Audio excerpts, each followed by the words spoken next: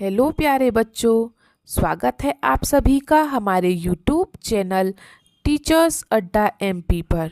और आज आपकी अंकुर अभ्यास पुस्तिका कक्षा 4 पर्यावरण की क्लास होने वाली है, क्लास नंबर 147, जिसमें मैं आपको सप्ताह 26 का दिवस 3 कराऊंगी और हमारे पाठ का नाम है दूर देश की बात। तो चलिए सब बच्चे जल्दी जल्दी अपनी वर्कबुक खोल लीजिए और मेरे साथ साथ अपनी वर्कबुक को भरिए। ठीक है, चलिए तो चलते हैं हम अपनी क्लास की तरफ। उससे पहले बेटा, जो बच्चे हमारे चैनल पर नए हैं या जिन्होंने अभी तक हमारे चैनल को सब्सक्राइब नहीं किया है तो जल्दी से सब्सक्राइब कर लीजिए।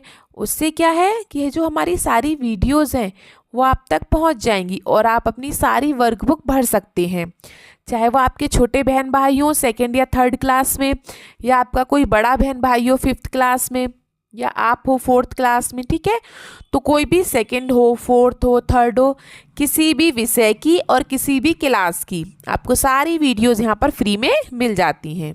ठीक है, तो उसके लिए सब्सक्राइब करना ज़रूरी है। और अब हम चलते हैं सप्ताह 26 के दिवस 3 पर, पाठ 24 दूर देश की बात। और आज हमारे सीखने के बिंदु बेटा क्या क्या हैं? आबू धाबी का मौसम। आबू धाबी का मौसम के बारे में तो वैसे हम जान चुके हैं, वहाँ का मौसम गर्म रहता है। आज हम जानेंगे वहाँ के पहनावे के बारे में, वहाँ का पहनावा कैसा है। ठीक है, और पेड़ पौधों को जानना, और वहाँ के पेड़ पौधों को वैसे भी हम जान ही चुके हैं, जो हमने दिवस 2 और 1 क्लास ली है उनमें। तो चलिए चलते हैं फिर भी और जानते हैं अभ्यास क्रमांक 1 पर। पहला प्रश्न, आबू धाबी के लोग ढीले ढाले व सूती कपड़े क्यों पहनते हैं? तो बेटा अब आपको समझ में आया आबू धाबी के लोग कैसे कपड़े पहनते हैं। वहाँ के लोग एकदम ढीले ढाले से और सूती सूती कपड़े पहनते हैं। क्यों? कोई बता सकता है मुझे क्यों पहनते हैं भाई? क्योंकि हमने दिवस 2 में देखा है ना कि वहां पर आबू धाबी में क्या होता है बेटा, बहुत गर्मी पड़ती है। अब देखो, जब हमारे यहाँ पे गर्मी पड़ती है तो हम कैसे कपड़े पहनते हैं? एकदम मन करता है ढीले ढीले कपड़े पहने, बिल्कुल, है ना, और सूती सूती पहने। ऐसी आबू धाबी में क्या है कि हर समय गर्मी पड़ती रहती है, वहाँ कभी ठंड नहीं पड़ती है, तो वहाँ के लोग ढीले ढाले कपड़े पहनते हैं। ठीक है, तो इसने वही पूछा है, आबू धाबी के लोग ढीले ढाले व सूती कपड़े क्यों पहनते हैं? क्योंकि वहाँ बहुत गर्मी है। ठीक है, तो आप क्या लिखेंगे? क्योंकि वहाँ बहुत गर्मी है। ठीक है बेटा, चलिए आगे चलें प्रश्न 2 पर। चलिए, कुंजम्मा सभी के लिए तोहफे में क्या क्या लाई? तो आपने ये कहानी पढ़ी है ना सबने?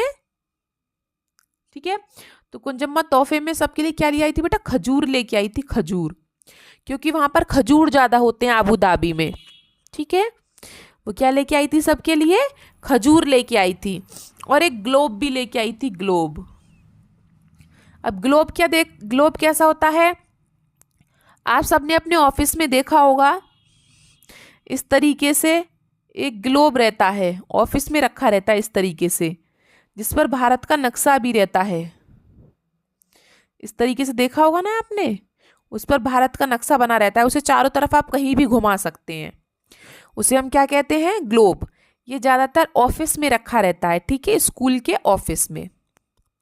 ठीक है बेटा, चलिए तो आगे चलें, दोनों प्रश्न हो गए सबके। चलिए अभ्यास क्रमांक 2 देखते हैं। पहला प्रश्न, आप गर्मी व तेज धूप से बचने के लिए क्या क्या करते हो? तो बेटा, जब आपको गर्मी लगती है या धूप से बचने के लिए आप क्या क्या करते हैं? हम घर के अंदर कूलर पंखे चला कर रहते हैं। हम क्या करते हैं? घर के अंदर रहते हैं, धूप में बाहर नहीं निकलते हैं क्योंकि गर्मी लगती है। कूलर चला लेंगे, ज़्यादा गर्मी लगेगी पंखा चला लेंगे, जिनके यहाँ एसी है वो एसी चला लेंगे। ठीक है, तो तेज गर्मी और धूप से बचने के लिए हम लोग क्या करते हैं? घर के अंदर रहते हैं और कूलर और पंखे चला कर रहते हैं। ठीक है, चलिए तो प्रश्न 1 हो गया। हम दूसरे प्रश्न पर चलें। चलिए चलते हैं दूसरे प्रश्न पर। आबू धाबी में बड़ी बड़ी इमारतों की खिड़कियां खोलना संभव क्यों नहीं हो पाता? क्योंकि बेटा जैसे गर्मी पड़ती है, हम लोग जब अंदर कमरे में कूलर या एसी चलाते हैं तो हम क्या करते हैं, चारों तरफ से खिड़की दरवाजे बंद कर देते हैं जिससे कि कमरा ठंडा हो जाए। तो आबू धाबी में तो सोचो कितनी ज़्यादा गर्मी पड़ती है ना। तो वहाँ के लोग अपनी खिड़कियाँ ही नहीं खोलते।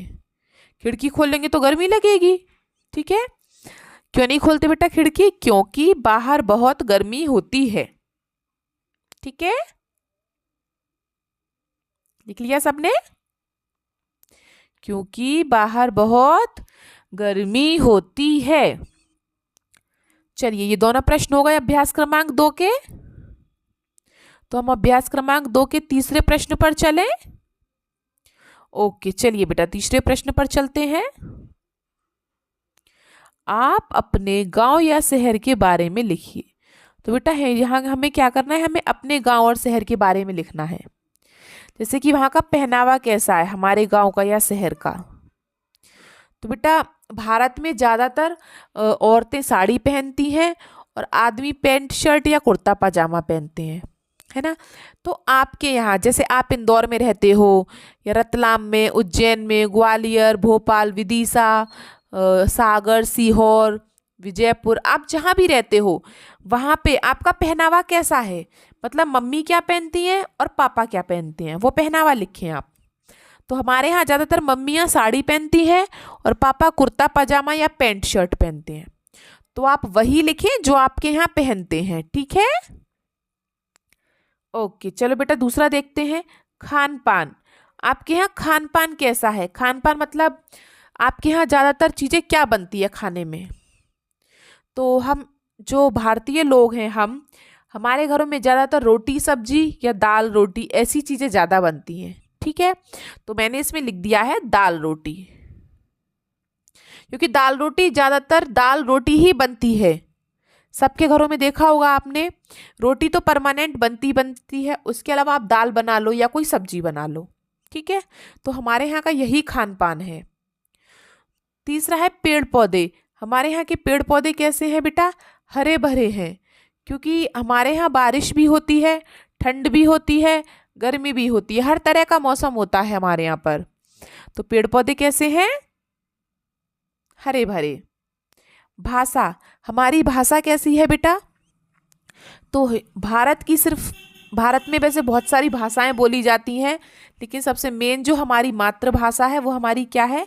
हिंदी है, ठीक है। तो आपके यहाँ कौन सी भाषा बोली जाती है?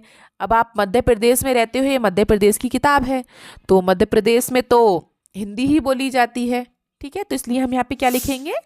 हिंदी, ठीक है बेटा। हो गए सबके क्वेश्चंस? चलिए तो आज तक की आपकी क्लास इतनी थी। ये वाला दिवस भी हमारा समाप्त हो चुका है।